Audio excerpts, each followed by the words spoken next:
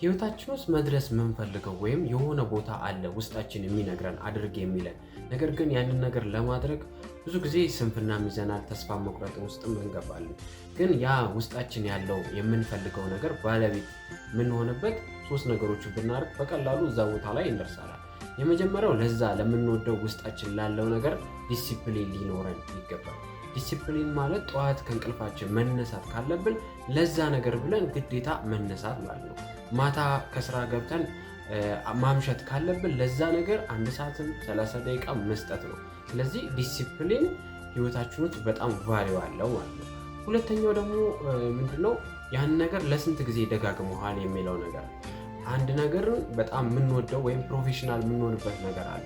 ሁሉም ሰው እናቱ ሆድ ውስጥ ተምሮ አይደለም የመጣው፣ በመማርና በማየት ነው። ስለዚህ ያንን ነገር በመደጋገም ያ ሰው ጋር ያየነውን ነገር እኛ ላይ ኮፒ ማድረግ እና እኛ ጋር ማስቀረት ይቻላል። ያ ነገር በምንደጋገምበት ጊዜ ምንድነው የሚሆነው? ሀቢት ይሆናል። ሀቢት የሆነው ደግሞ ካራክተራችን እየሆነ ይመጣል እና ሁል ጊዜ ያንን ነገር ለማድረግ የምትፈልጉትን ነገር ለማድረግ መደጋገም ይገባቸዋል ማለት ነው። ሶስተኛው ደግሞ መጠበቅ ነው። መጠበቅ ያሰለቻል።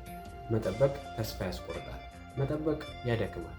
ነገር ግን በመጠበቅ ውስጥ መልስ አለና እነዚህን ነገሮች እያደረጋችሁ መጠበቅ ግድ ይለናል ማለት ነው።